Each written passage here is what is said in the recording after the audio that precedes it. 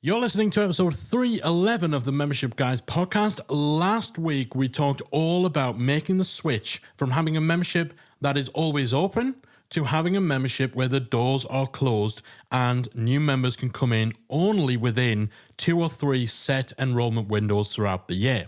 Today is the second part of that double header, and we're going to be talking about the reverse situation. So if you have a closed door membership and you've made the decision that you're going to open the doors and forevermore you shall always be open, today I'm going to share with you some best practices, some tips, some stuff you need to think about and watch out for when you make that change to help you ensure that everything goes smoothly. So if you're thinking of switching from closed to open, this episode is for you. Let's do this. You're listening to the Membership Guys podcast, bringing you proven, practical tips and advice from the leading experts on growing a successful membership business each and every week. And now, here's your host, Mike Morrison. Welcome. You're listening to the Membership Guys podcast, episode 311. This is the second part of a double header where we're talking about changing your membership's enrollment model. So by enrollment model, essentially what we're talking about, there's 2 types, always open and closed door. When you're always open, it is kind of just how it sounds. Your membership is available for people to join year round whenever they want, whenever the time is right for them. When you have closed doors, that means that people cannot join your membership until you open those doors. And usually those open door periods are short and they are sparse. So generally 1 to 2 times a year, 4 times at most, people will open the doors to the membership. You'll maybe have a week in which you can join and then the doors close again. Now, we've gone over the pros and cons of open versus closed on past episodes. And if you head to themembershipguys.com/311, you'll find links to some of those past discussions. We here at the Membership Guys, our Membership Academy is always open. It's been always open since we launched it almost 6 years ago. We're huge advocates for this model. The clients that we work with in the past who had the greatest deal of success used this model. The most successful memberships in the world are open door memberships. However, we have talked about on the show before the fact that there are some situations, some scenarios where having the doors closed makes more sense and is more beneficial than always being open. So the point of these episodes isn't to sway you one way or another. These episodes are for people who are ready to make a change. Last week we talked about moving from open to closed. Today we're going to talk about moving from closed to open. So some overlap exists between the things you need to think about, the stuff you need to prepare for, the plans you need to put in place, regardless of whether you're going closed to open, open to close, whatever direction. Some things apply to both. So just like that move from open to close, you need to get clear on your reasoning. Why are you doing that? What are the benefits of making the switch from closed to open? You need to get clarity on the reasoning because you need to be able to clearly communicate to your existing members about this change. So the dynamic within your community will change. The way in which you run your membership will change. Perhaps even things like when you add new content. All these things will change, and these changes will affect your existing members. If you don't communicate clearly to them about this upcoming change, explain why it's being done and explain why it's better for them, that could lead to confusion and it could lead to unhappy members leaving. So clear communication when you're making a change to your enrollment model is absolutely crucial. I talked a lot more about this last week if you want to dive back into that episode. But getting clear on your reasoning in order to be able to explain it to your existing members and to get them on board. Because actually, if they're fully on board, if they're excited about this change, if they're excited about what it means in terms of the fact that your doors are going to be open, so we're going to have new members coming in all of the time. There's always going to be this fresh blood, this enthusiasm, this inflow of new members, and that's a great thing. If you can get them on board and excited, then they're more likely to welcome these new members. They're more likely to create the sort of buzz and engagement within your community that helps new members feel welcome. And that can help ensure that those new members get off to a better start. They settle in, they're more likely to use your community and your membership and all that sort of stuff. So as with the change from open to close, communicating the reasoning, clear, transparent, getting your members on board is key. I also want to, again, reiterate something we talked about last week. Remember that any change you make doesn't need to be permanent. It's not all or nothing. That's the great thing with memberships. They're always evolving. There's always breathing room to experiment, to change course. If you have been closed door for years and you're convinced that opening the doors is the right move, you open them and then a few months in realize, you know what, that was a mistake. That's not permanent. It's not set in stone. You can always change your mind. You can always roll things back. As long as you, again, think the decisions through, plan ahead, communicate, then it's fine. It's fine to make changes if something doesn't work out from you. So quite often when we speak to people who are considering changing something as big as their enrollment model, they feel the pressure, they feel the stress to get it right, to get it perfect. Memberships are the perfect business model to be able to frequently change, adapt, evolve based on what works and what doesn't. So remember that any change you make doesn't have to be permanent. If you go from closed to open and then change your mind later, you can always go back the other way around. And if in doubt, you can frame this change, you can frame this move from closed to open as a temporary thing that you're just trying out for 6 months and then you'll review.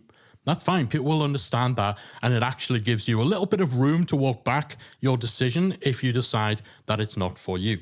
So these are things that apply regardless of which direction you're going, from open to close, close to open. But when it comes to moving from a closed door model to being always open, some of the things that you need to think about, some of the things you need to be aware of, we're going to cover today. First of all, you need to know that your approach to marketing will have to change along with your enrollment model. When it comes to closed door memberships, the sales that you make are generally generated as part of big, noisy launch promotions where you make a load of noise, where you get all those people who've been sitting on your wait list, sitting on your email list for weeks or months. You get affiliates involved. You put a whole load of money into ads and you just really go all out for those massive, massive launch promotions. You heavily lean on the scarcity. You really push the fact that there's a deadline, all this sort of stuff. That's not what you do when you have an always open membership, because you don't have the scarcity, you don't have the deadlines. An always open membership generally is going to be less attractive to big name affiliates than a one-off launch for a variety of reasons. One, the actual initial, like the numbers, will generally be smaller for referrals generated to an always open membership compared to referrals generated to a closed door membership during a launch. Because when you're always open, those referrals are going to be little and often, which is great and it'll build up over time, but it's not exciting, right? It's not sexy. It's not as amazing as getting a cut on 50 members who were all referred in the same week, right? It just doesn't feel as appealing to affiliates compared to a launch. Additionally, if you're working with big name affiliates, then what they'll usually do, they will want to schedule any promotion of your membership offer. They'll want to schedule that in, and they'll want to spend a week or two promoting your thing and then moving on to the next thing. They're less likely to just promote your membership on an ongoing basis. So again, it's just a little less appealing to particularly big name affiliates for them to drive people towards your membership year round compared to being able to take part in one or two big launch promotions. So again, things like this are ways in which your approach to marketing will need to change. An always open membership relies heavily on evergreen marketing, having that marketing machine that works year round. And the big piece of that is going to be your core sales funnel. Your sales funnel is going to do the heavy lifting. When you've got a closed door membership, your launches do the heavy lifting. With an evergreen, always open membership, it's your sales funnel. So it's generating traffic to your website, either organically with content marketing, blogs, podcasts, video, or paying for it via ads. getting those people to your website, having them consuming your content, enticing them to join your email list with a great freebie or a great bonus, and then using your email list to put people through a sales sequence where you move people to a place where they're ready to buy, and then they come and join your membership. That machine, that sales funnel, that's going to be the thing that drives your membership signups day to day, week to week, month to month. Now, last week we talked about the fact you're still going to have this sort of lead generation going on between launches when you have a closed door membership. The big difference is when you ask for the sale. When your doors are closed, you're getting people onto your email list, and then you've kind of just got to keep them interested until your big promotion. But it's still the big launch promotion that drives the sales, right? When your doors are open all the time, you're asking for the sale much earlier. You're asking for it within the first few days or the first couple of weeks of somebody joining your email list. You're also, with an always open membership, you're going to be putting your membership more front and center in everything that you do. You'll be linking to it from your website homepage. You'll have calls to action at the end of your podcast, just like we do here on this show. You'll have calls to actions and links in your blog posts. You'll link it in your email footer, your social profiles. All these things you generally won't do with a closed door membership because, well, there's no point. Because why are you going to link people to a product that they can't buy for 300 and odd days of the year? So again, this kind of evergreen marketing, this baseline marketing, your core sales funnel, and having all these different touch points. We like to call it multi-touch marketing. Links in your menu, calls to actions in all of your content, mentions on social media. All of this is going to be driving your day-to-day, week-to-week, month-to-month membership sales when you are always open. Now, you can still do big promotions, but you just need to find something else that will drive the urgency. So typically bonuses or offers. They're not quite as compelling for driving sales with an always open membership as having a doors closing deadline will be for a closed door membership, but they can still give you that extra little boost in signups that will add to the organic day-to-day sales that you'll be getting through your regular evergreen marketing and your sales funnel. So that's one of the main things to understand when moving from closed to open. Your approach to marketing will need to change, and the core driving force for your member signups will be different. You can't just do the same things you were doing before. An always open membership needs always operating evergreen marketing. And a lot of that comes down to your core sales funnel. And as we said, you can still do those big promotions. And the first big promotion that you want to do should be centered around the day that you go from closed to open. So on that date that you make that switch, we've opened the doors to the membership, and from now on, it will be open. You should still make sure you have a big reopening promotion with bonuses and with offers to add the urgency and scarcity that you would usually get from the deadlines. So again, don't just look at it and say, okay, normally we would be opening, we'd be closing after a week, and then, we'd be closed again for 6 months, and we do a big promotion, but actually we're just going to open the doors and do it quietly. Don't do that. This can be your last big promotion. You definitely want to make a lot of noise about the fact that you're open again, because there'll have been people who have been waiting on your wait list to be able to join. It just means that because you won't then be closing the doors again after this promotion, you'll need something else to add urgency and scarcity. So definitely don't miss out on that promo opportunity. Something else that you need to be aware of when making this switch relates to your sales numbers. So if you're going from closed to open, you really need to adjust your expectation for your sales numbers. One of the main things that seduces people towards the closed door model is the fact that the numbers from launches tend to be big. And it makes sense, right? If you only open twice a year, then every time you launch, you're basically getting 6 months worth of sales all in one go.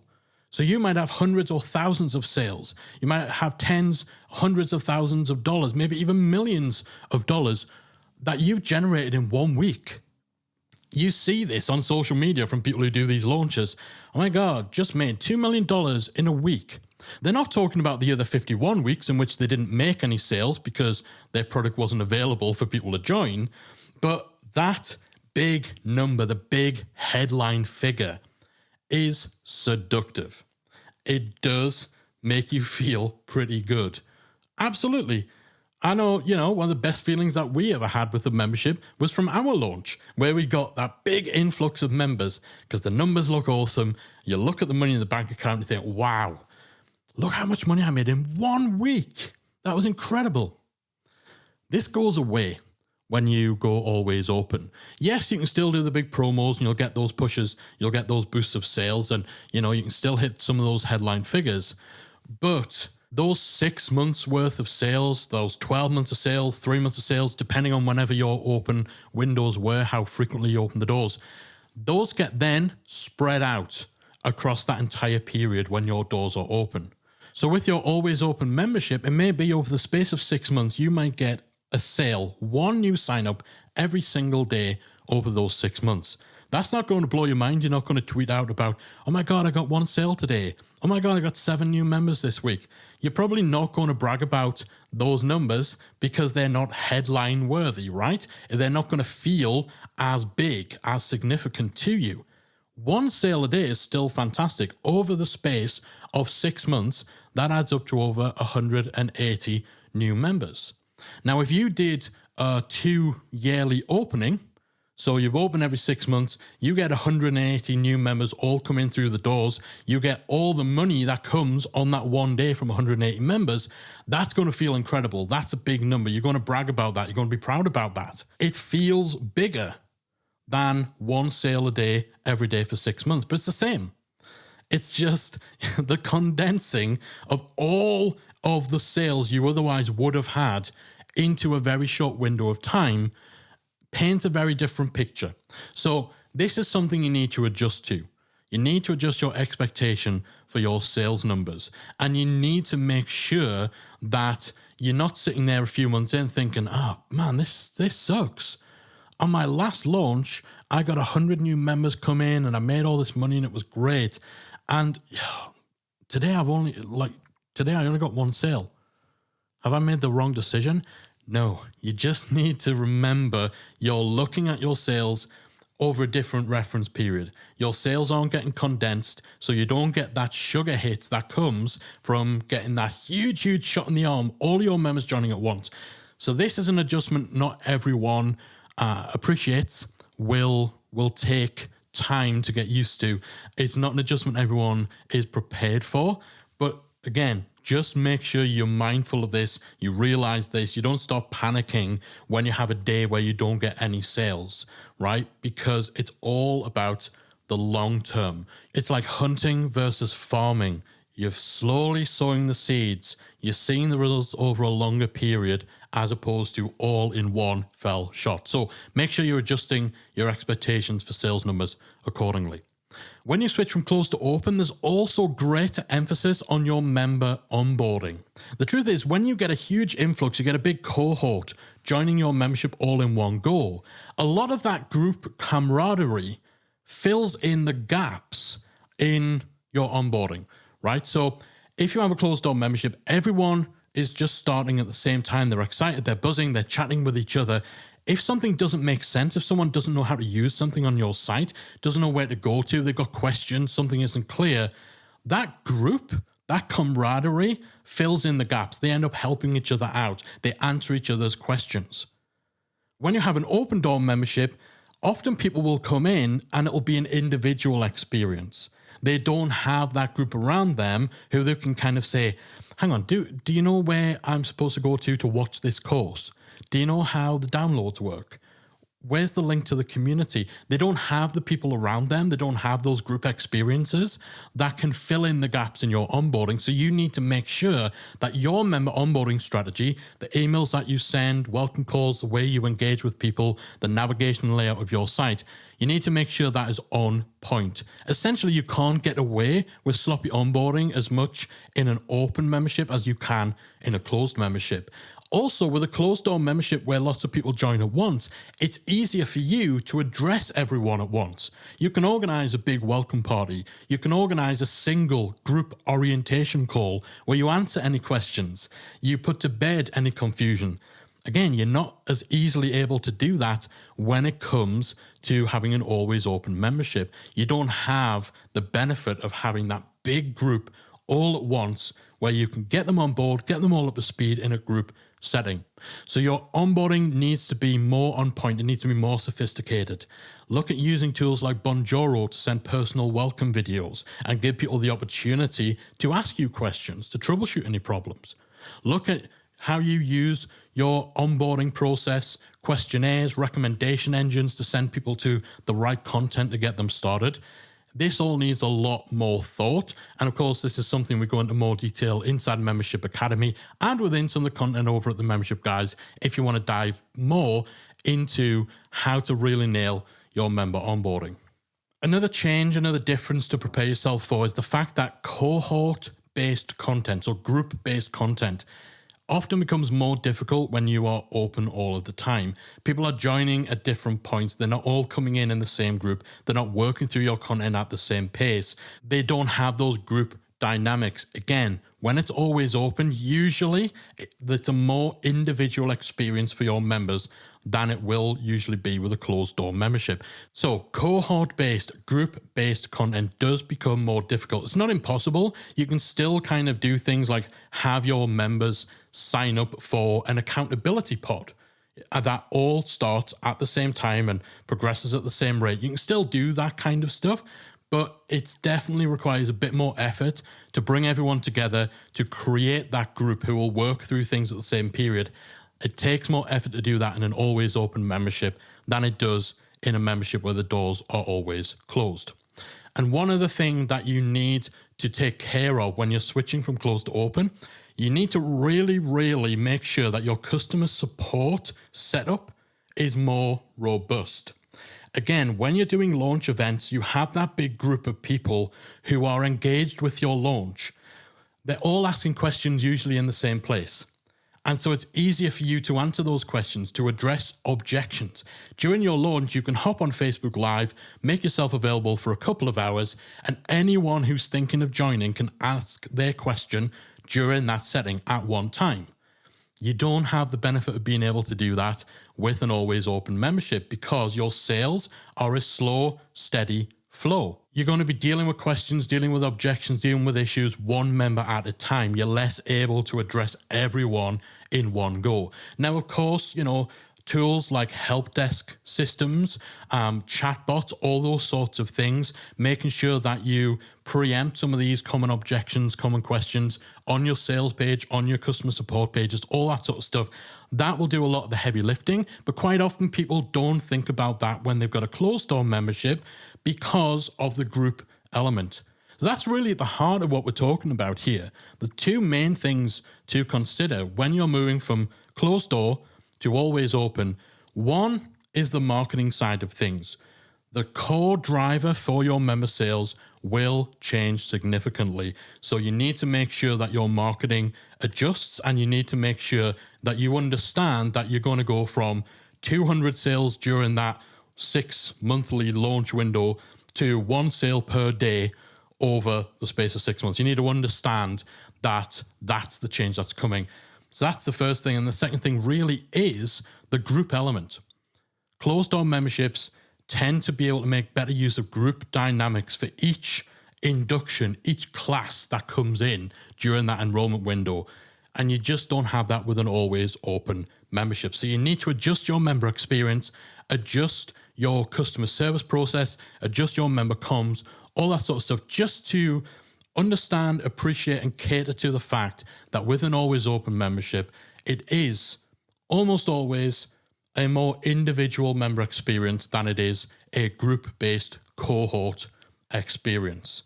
And if you recognize those two fundamental differences between the always open and the always closed models, then you'll be better equipped to navigate this switch and to make sure, then you'll be better equipped to navigate this change and to make sure that your switch from being a closed door model to an open door model goes nice and smoothly.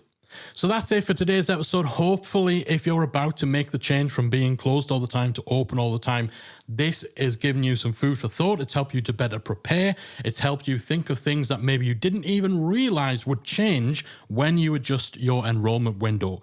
Too often when people talk about, are you closed door, you open door, they're just focusing on the marketing side of things, the sales gimmicks, the scarcity. They're focusing on these incredible headline numbers. Oh my God, I'm sitting here and I'm just getting 1 member a day, but my friend just got 200 members and they did their launch.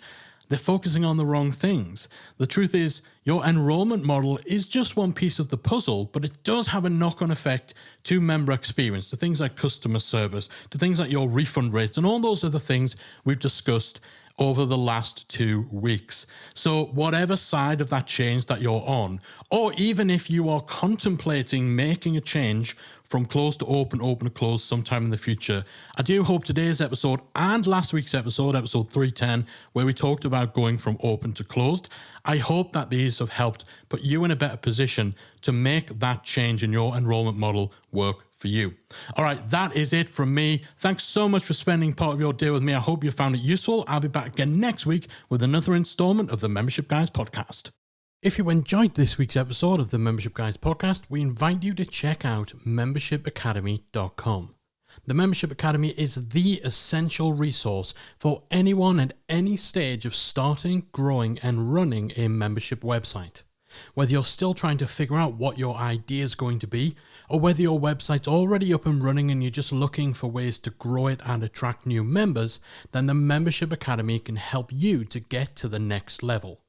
With our extensive course library, step-by-step membership roadmap, exclusive member-only discount perks and tools, as well as our supportive, active community that will help you along the way with feedback, encouragement, and advice, the Membership Academy is the perfect place to be for anyone looking to start, manage, and grow a successful membership business. Check it out at membershipacademy.com.